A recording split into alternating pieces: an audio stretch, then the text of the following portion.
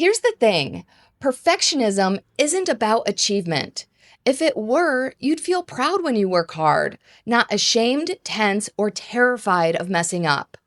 Welcome to day 0 of the Self-Compassion Reboot, from self-criticism to self-connection. Please watch this video first before moving on to day 1 because this sets the groundwork.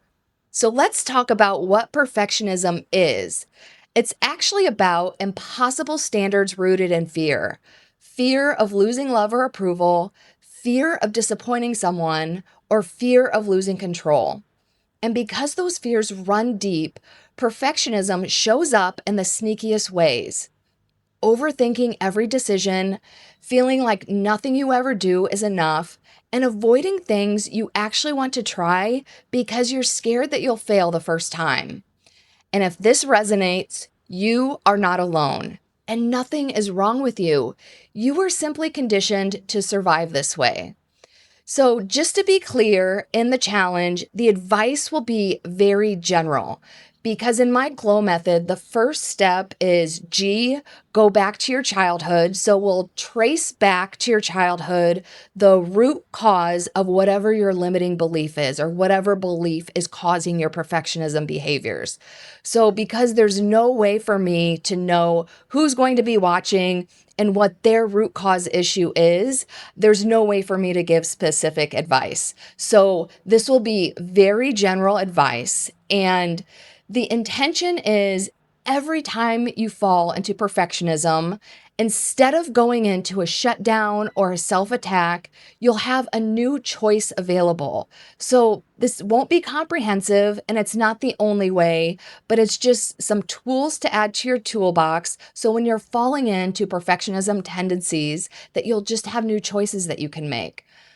And lastly, what I want to say is it is a 3-day challenge, but it's not a race.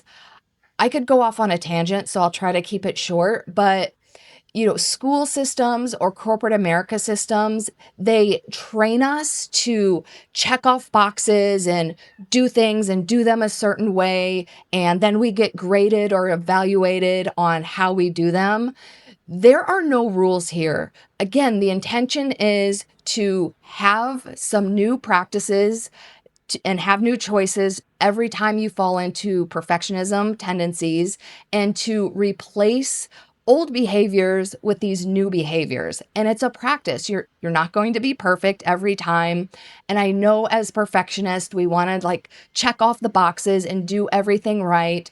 But there are no rules. A huge part of my Inner Glow coaching program is making our own rules for life, because these school system rules and corporate America rules and even society rules, they're just arbitrary rules and we don't even know who made them up. So the first step of self-compassion is realizing that you have agency over your own life. And just because you're not conforming to something outside of yourself doesn't mean that there's anything wrong with you.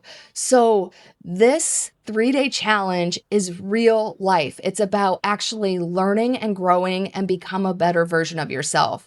So if you have to spend a week on day 1, that's okay. Nobody's judging you. Nobody even cares. I would actually prefer if you spent more than 1 day on each day. I'm going to make a playlist with all of the videos, and as long as I have a YouTube channel, they will always be up. So there's no race. They're always available. Nobody's judging or grading you.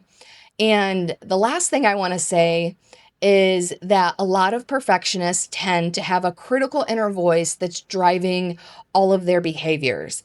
So the last thing I want to point out on day 0 is that this critical voice is not you. Most people think that their critical inner voice is their higher self or their intuition, but it is not. Just to be clear, your intuition or your higher self or whatever you want to call it would never be mean to you. Who you are in your soul is pure love, and love is never mean. So, for example, if you make a mistake, your critical inner voice is going to berate you and call you an idiot or whatever. Pure love would never do that. So if you are hearing anything mean or negative, that is your ego, that is your critical inner voice, that is not you.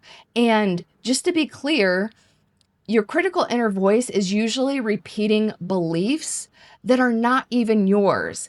And the cool thing about beliefs, once you realize this, is that most beliefs are not facts. So all of these beliefs that your critical inner voice is spewing into your head, they're just opinions of other people, probably your primary caregivers, but it could be a collection of other people who have influenced you in your life. So when you practice self-compassion, you're reconnecting with the real you, the version of you that is pure love. It isn't scared, pressured, or trying to perform for approval.